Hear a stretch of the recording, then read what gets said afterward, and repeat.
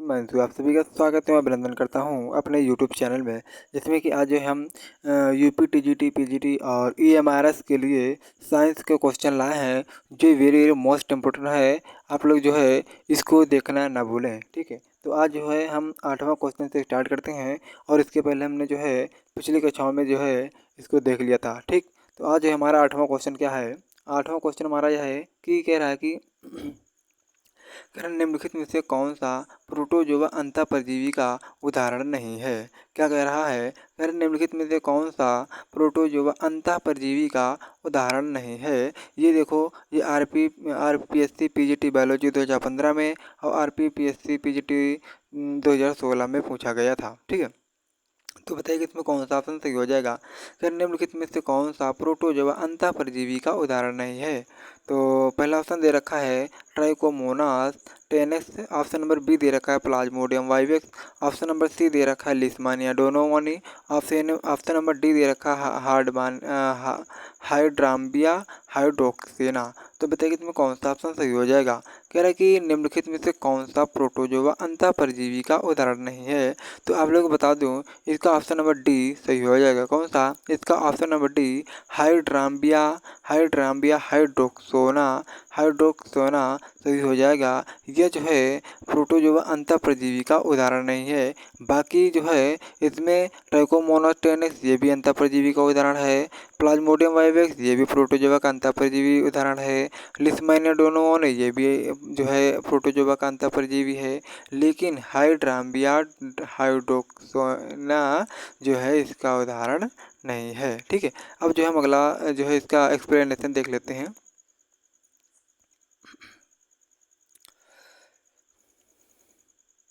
कह रहा है कि हाइड्राम्बिया हाइड्रोक्सेना अंतः परजीवी प्रोटोजोआ का उदाहरण नहीं है। क्या कह रहा है कि हाइड्राम्बिया हाइड्रोक्सेना अंतः परजीवी प्रोटोजोआ का उदाहरण नहीं है। यह हाइड्रा के बाह्य परजीवी होते हैं और एपिडर्मल कोशिकाओं पर भोजन प्राप्त करते हैं। क्या कह रहा है, कह रहा है कि यह हाइड्रा के बाह्य परजीवी होते हैं और एपिडर्मल कोशिकाओं पर भोजन प्राप्त करते हैं। कौन, हाइड्राम्बिया हाइड्रोक्सेना। अगर कि ठीक है, अगर कि प्लाज्मोडियम वाइवेक्स जो होता है यह मलेरिया रोग का रोग कारक है। जो प्लाज्मोडियम वाइवेक्स है यह जो है मलेरिया रोग का रोग कारक है।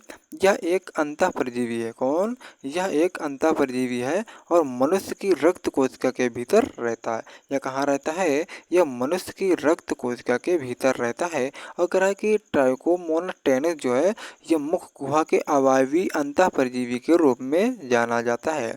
ट्राइकोमोनास टेनेक्स को किसके रूप में जाना जाता है, इसको मुख गुहा के अवायवी अंतः परजीवी के रूप में जाना जाता है। किसके रूप में जाना जाता है, मुख गुहा के अवायवी अंतः परजीवी के रूप में इसको ट्राइकोमोनास टेनेक्स को जाना जाता है। अगला कह रहा है कि लिस्मानिया, क्या कह रहा है, कह रहा है कि लिस्मानिया डोनोवानी यह एक प्रोटोजोआ अंतः परजीवी है, ठीक है, जो मनुष्यों के रेटिकुलर एंडोथेलियल सिस्टम की कोशिकाओं में रहता है। कहाँ रहता है, यह जो है यह कहाँ रहता है, यह रेटिकुलर एंडोथेलियल सिस्टम की कोशिकाओं में रहता है, ठीक है। और कह रहा है कि कहाँ रहता है, यह जो है रेटिकल एंडोथेलियल सिस्टम की, ठीक है, कोशिकाओं में रहता है, और जिससे जो है काला आजार या फिर आंत का लिस्मानिया हो जाता है। लिस्मानिया किसके या फिर काला आजार किसके द्वारा होता है, यह जो है लिस्मानिया डोनोवानी के कारण होता है। काला आजार या फिर आंत का लिस्मानिया किसके कारण होता है, तो लिस्मानिया डोनोवानी के कारण होता है, ठीक। अब अगला क्वेश्चन देख लेते हैं। क्वेश्चन नंबर 9 क्या कह रहा है, कह रहा है कि अमीबा के स्यूडोपोडियम का कचाप गोपक का निर्माण होता है। क्या कह रहा है, कह रहा है कि अमीबा के स्यूडोपोडियम के कचाप गोपक का निर्माण होता है एक्टोप्लाज्म से, मेसोप्लाज्म से या फिर एंडोप्लाज्म से, उपरोक्त सभी से। बताइए इसमें कौन सा ऑप्शन सही हो जाएगा। ये क्वेश्चन जो है आरपीपीएससी पीजीटी बायोलॉजी 2015 में पूछा जा चुका है। क्या कह रहा है, कह रहा है कि जो है यह क्वेश्चन जो है आरपीपीएससी पीजीटी बायोलॉजी और आरपीपीएससी पीजीटी 2016 में भी जो है पूछा जा चुका है। कह रहा है कि अमीबा के स्यूडोपोडियम के काचाभ गोपक का निर्माण किससे होता है? एक्टोप्लाज्म से, मेसोप्लाज्म से, एंडोप्लाज्म से और प्रोटोजोआ से। तो इसका जो है अब लोग बता दूं कि इसका ऑप्शन नंबर ए सही हो जाए। कौन सा? इसका ऑप्शन नंबर ए एंडोप्लाज्म से अमीबा के स्यूडोपोडियम के काचाभ गोपक का निर्माण होता है। किससे होता है? काचाभ के गोपक का निर्माण किससे होता है? एक्टोप्लाज्म से होता है। ठीक। क्वेश्चन नंबर इसका जो है अब एक्सप्लेनेशन देख लेते हैं क्या कह रहा है। कह रहा है कि अमीबा के स्यूडोपोडियम के काचाभ गोपक का निर्माण एक्टोप्लाज्म से होता है। किससे होता है? कर के अमीबा का जो स्यूडोपोडियम के काचाभ का गोपक का निर्माण है वो एक्टोप्लाज्म से होता है। और अमीबा में लोकोमोशन के दौरान कोशिका का प्रमुख किनारा पारदर्शी हाइलोप्लाज्म का एक क्षेत्र दिखाता है। क्या कह रहा है? कह रहा है कि अमीबा में लोकोमोशन के दौरान क्या कह रहा है? अमीबा में लोकोमोशन के दौरान कोशिका का प्रमुख किनारा पारदर्शी हाइलोप्लाज्म का एक क्षेत्र दिखाता है जो पानी की तरह साफ दिखता है। यह हाइलोप्लाज्म का एक हाइलिन क्रेसेट बनाता है जिसे आमतौर पर हाइलिन कैप कहा जाता है। क्या कहा जाता है? जिसे आमतौर पर हाइलिन कैप कहा जाता है। क्या कहा जाता है? हाइलिन कैप कहा जाता है। कह रहे कि अमीबा के स्यूडोपोडियम के काचाभ गोपक का निर्माण एक्टोप्लाज्म से होता है। अमीबा में लोकोमोशन के दौरान ठीक है, अमीबा में लोकोमोशन के दौरान कोशिका का प्रमुख किनारा पारदर्शी हाइलोप्लाज्म का क्षेत्र दिखता है जो पानी की तरह साफ दिखता है। यह हाइलोप्लाज्म का एक हाइलिन क्रेसेंट बनाता है जिसे आमतौर पर हाइलिन कैप कहा जाता है। ठीक। अब जो है अगला क्वेश्चन देख लेते हैं।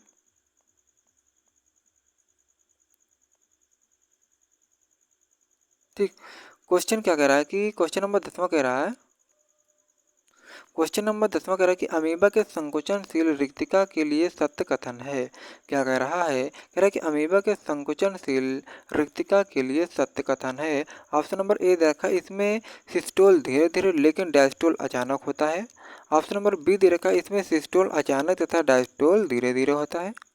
ऑप्शन नंबर सी दे रखा है, कह रहा है कि इसमें जो है इसमें सिस्टोल तथा डायस्टोल दोनों अचानक होते हैं। ऑप्शन नंबर डी दे रखा है, इसमें सिस्टोल तथा डायस्टोल दोनों धीरे धीरे होते हैं। तो बताइए कि इसमें कौन सा ऑप्शन सही हो जाए। कह रहे अमीबा का संकुचनशील रिक्तिका के लिए कथन कौन सा सही है। तो आप लोगों को बता दूं कि 10वें का जो है ऑप्शन नंबर बी, क्या 10वें का ऑप्शन नंबर बी सही हो जाएगा। इसमें जो है सिस्टोल अचानक होता है लेकिन डायस्टोल धीरे धीरे होता है। किसमें? अमीबा में।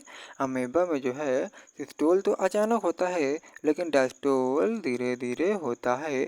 अमीबा में जो है सिस्टोल अचानक होता है तथा डायस्टोल धीरे धीरे होता है। ठीक। अब जो इसका जो है हम डिटेल देख लेते हैं। ठीक। क्या कह रहा है? कह रहा है कि अमीबा की संकुचन रिक्तिका में सिस्टोल अचानक तथा डायस्टोल धीरे धीरे होता है। ये बात हमने पहले ही बता दिया था। अगर संकुचन से जो रिक्तिका अमीबा में पानी के संकुलन को बनाए रखने में मदद करती है, इसका कार्य अंतःपरातरणी नामक प्रक्रिया के माध्यम से कोशिका से पानी को पंप करना होता है। अगर डायस्टोल की अवस्था में पानी धीरे धीरे रिक्तिका में आता है और सिस्टोल की अवस्था में संकुचन या पानी का निष्कासन तेज के साथ होता है। क्या कह रहा है? कह रहे कि अमीबा के संकुचनशील रिक्तिका में सिस्टोल अचानक तथा डायस्टोल धीरे धीरे होता है। अगर संकुचनशील रिक्तिका अमीबा में पानी के संतुलन को बनाए रखने में मदद करती है और इसका कार्य अंतःपरातरणी नामक प्रक्रिया के माध्यम से कोशिका से पानी को पंप करना है। और डायस्टोल की अवस्था में पानी धीरे धीरे रिक्तिका में आता है। सिस्टोल की अवस्था में संकुचन या पानी का निष्कासन तेजी के साथ होता है। ठीक। क्वेश्चन नंबर 11 देख लेते हैं।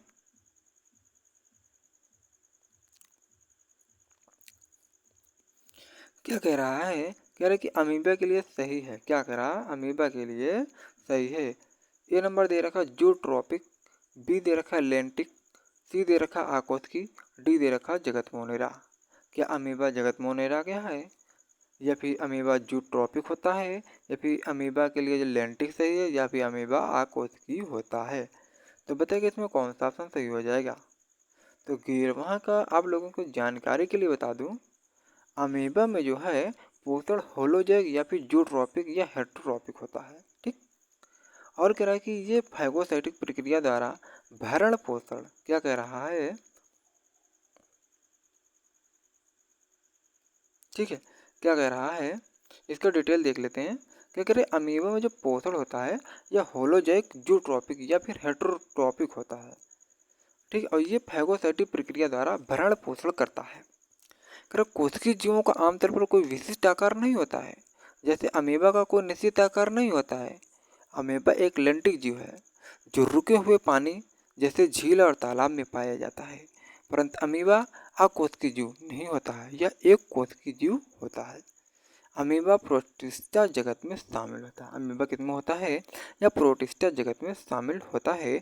और यह कैसा होता है, यह जो है एक कोशिकीय होता है। कैसा होता है, यह एक कोशिकीय होता है। और कह रहे इसमें इस निश्चित आकार नहीं होता है।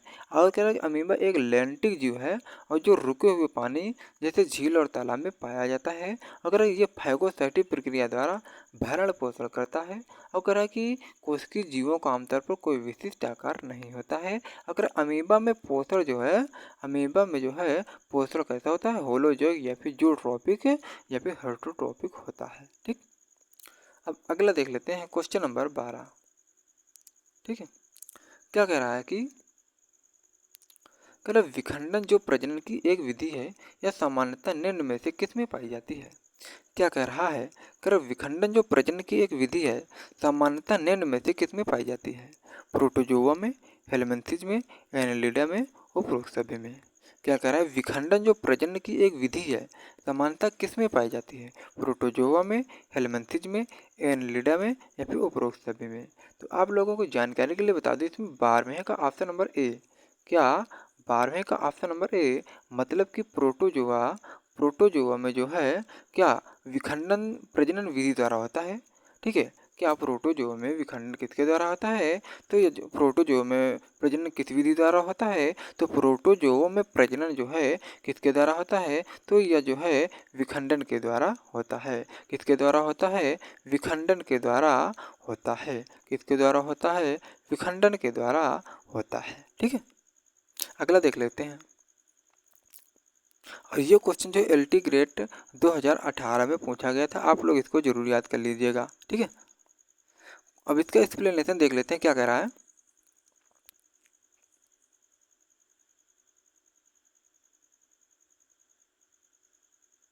ठीक है, कह रहा है कि विखंडन जो प्रजनन की एक विधि है सामान्यतः प्रोटोजोआ में पाई जाती है।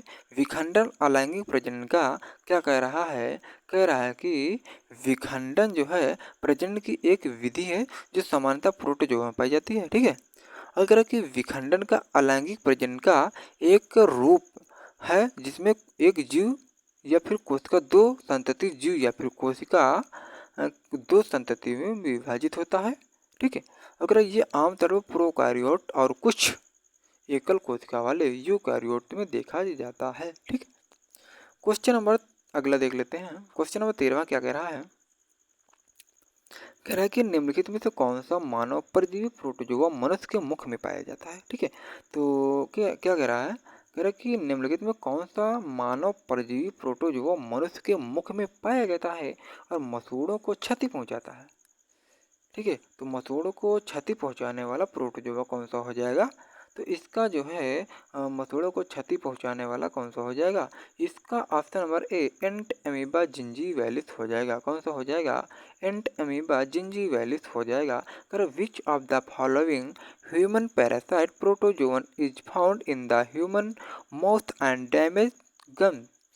कह रहे कि निम्नलिखित में कौन सा मानव परजीवी प्रोटोजोआ मनुष्य के मुख में पाया जाता है और मसूड़ों को क्षति पहुंचाता है, तो कौन पहुंचाता है, एंट अमीबा जिंजीवालिस पहुंचाता है। अब इसका एक्सप्लेनेशन देख लेते हैं। ये भी जो है UP LT ग्रेड 2018 में पूछा गया था। क्या कह रहा है कि एंट अमीबा जिंजीवालिस आमतौर पर मानव के मुख में दांतों और मसूड़ों के आसपास के ऊतकों में पाया जाता है और कभी कभी टॉन्सिल में भी पाया जाता है। क्या कहाँ पाया जाता है, पहली बात तो ये आसपास के ऊतकों में पाया जाता है मसूड़ों के, और कभी कभी टॉन्सिल में भी पाया जाता है।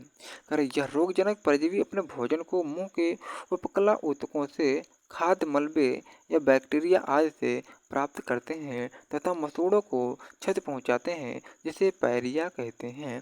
क्या कहते हैं? जिसे पायरिया कहते हैं। ये बैक्टीरिया आदि से प्राप्त करते हैं तथा मसूड़ों को क्षति पहुंचाते हैं। ठीक है। अब क्वेश्चन नंबर 14वां देख लेते हैं, क्या कह रहा है। पहले क्वेश्चन देख लीजिएगा। कह रहा है कि विच of the following disease is caused by protozoa bacteria and virus is that sequence. ठीक है। कुल मिला के बात यह कह रहा है कि निम्नलिखित में से कौन सा प्रोटोजोआ जीवाणु तथा विषाणु से इसी क्रम में होता है। मलेरिया, गलसुआ तथा तांत्रिक ज्वर। ऑप्शन नंबर बी दे रखा अमीबियोसिस, पोलियो तथा टिटनेस। ठीक है। और ऑप्शन नंबर सी दे रखा है, ऑप्शन नंबर सी दे रखा है ठीक है, निद्रा रोग, डिप्थीरिया तथा यकृत। तो इसका ऑप्शन नंबर सी ही सही हो जाएगा। कौन सा हो जाएगा? इसका option number C is right answer हो जाएगा। निद्रा रोग, डिप्थीरिया तथा यकृत भी हो जाएगा। ठीक है। इसका एक्सप्लेनेशन देख लेते हैं। यूपी पीजीटी 2016 में पूछा गया था। कहाँ कहाँ पूछा गया था? यूपी पीजीटी 2016 और यूपी पीजीटी 2016, यानी कि 2 बार जो है इसको पूछा, 2 जगह जो है इसको पूछा जा चुका है। क्वेश्चन नंबर सी क्या कह रहा है? सॉरी, हाँ, इसका जो ऑप्शन नंबर सी था, क्या कह रहा है? कह रहा है कि निद्रा रोग जो होता है, डिप्थीरिया और यकृत बी रोग क्रमशः प्रोटोजोआ, जीवाणु तथा विषाणु के कारण होते हैं। किसके कारण होते हैं? जीवाणु तथा विषाणु के कारण होते हैं। सोने की बीमारी ट्रिपेनोसोमा नामक प्रोटोजोआ के कारण होती है। यह रोग सीसी नामक मक्खी के द्वारा फैलता है। किसके द्वारा फैलता है? सीसी मक्खी के द्वारा फैलता है। इसमें रोगी को बहुत नींद आती है तथा ठीक है, तथा बुखार होता है। डिप्थीरिया रोग क्या कह रहा है? जो डिप्थीरिया रोग होता है, ये कार्नियो बैक्टीरियम डिप्थीरियाई नामक जीवाणु से होता है। क्या कह रहा है? डिप्थीरिया रोग होता है या कार्नियो बैक्टीरिया डिप्थीरियाई नामक जीवाणु से होता है। ये जीवाणु गलों में एक धूसर झिल्ली बनाकर श्वास नलिका को रुद्ध कर देते हैं तथा व्यक्ति को तेज बुखार होता है। जिससे बचाव के लिए क्या करा है? जिससे बचाव के लिए, ठीक है, क्या करा? इससे बचाव के लिए बच्चों को डीपीटी नामक टीका लगवाना चाहिए। यकृत शोथ रोग यकृत को प्रभावित करता है। क्या करें? यकृत शोथ रोग होता है, यह जो किसको प्रभावित करता है? यह यकृत को प्रभावित करता है, जो हेपेटाइटिस बी नामक विषाणु के कारण होता है। यकृत शोथ किसके कारण होता है? पहली बात तो ये वायरस के कारण होता है। वायरस का नाम क्या है? हेपेटाइटिस बी नामक विषाणु के कारण होता है। ठीक। आज इस क्लास का अंतिम क्वेश्चन है। क्या कह रहा है? प्रोटोजोआ के वर्गीकरण का आधार है। क्या कह रहा है? प्रोटोजोआ के वर्गीकरण का आधार है। कह रहा है कि protozoa is classified on the basis of, तो ऑप्शन नंबर ए दे रखा है न्यूट्रिशन, ऑप्शन नंबर बी दे रखा है mode of locomotion, option number C दे रखा है न्यूक्लियस, ऑप्शन नंबर डी दे रखा है रिप्रोडक्शन। तो बताइए इसमें कौन सा ऑप्शन सही हो जाएगा? 15वें का इसमें ऑप्शन नंबर कौन सा हो जाएगा? तो 15वें का ऑप्शन नंबर इसमें कौन सा हो जाएगा? 15वें का ऑप्शन नंबर बी सही हो जाएगा। कौन सा? 15वें का ऑप्शन नंबर बी सही हो जाएगा। प्रोटोजोआ का वर्गीकरण का मुख्य आधार क्या था? प्रचलन विधि थी। ठीक है। अब इसका एक्सप्लेनेशन देख लेते हैं। ठीक है। कह रहा है कि प्रोटोजोआ के वर्गीकरण का प्रमुख आधार उसकी प्रचलन विधि यानी कि मोड ऑफ लोकोमोशन है, जिसके आधार पर इसको 4 वर्गों में विभाजित किया गया है। कह रहा प्रोटोजोआ के वर्गीकरण का प्रमुख आधार उसकी प्रचलन विधि प्रचलन क्रिया विधि यानी कि मोड ऑफ लोकोमोशन है, जिसके आधार पर इसको 4 वर्गों में विभाजित किया गया है। ऑप्शन नंबर ए, हाँ ठीक है। अगर कि जैसे कि मैस्टिकोफोरा या फिर फ्लैजिलेटा, और दूसरा दे रखा सर्कोडिना, तीसरा दे रखा स्पोरोजोआ, चौथा दे रखा सिलिएटा। क्या कह रहा है? प्रोटोजोआ के वर्गीकरण का प्रमुख आधार उसकी प्रचलन विधि यानी कि मोड ऑफ लोकोमोशन है, जिसके आधार पर इसको 4 वर्गों में विभाजित किया गया है। जैसे कि पहला है मैस्टिकोफोरा या फिर फ्लैजिलेटा, दूसरा दे रखा है सर्कोडिना, तीसरा दे रखा है स्पोरोजोआ, चौथा दे रखा है सिलिएटा। तो आज जो है हमने जो है 8 से 15 क्वेश्चन तक हमने कंप्लीट कर लिया है। ठीक है। जो है हमने क्वेश्चन नंबर 8 से लेकर 15 तक जो है हमने कंप्लीट कर लिया है। अगर आप लोगों को ये वीडियो पसंद आया हो तो लाइक एंड सब्सक्राइब जरूर करिएगा। अब मिलते हैं नेक्स्ट वीडियो में। जय हिंद, जय भारत, वंदे मातरम।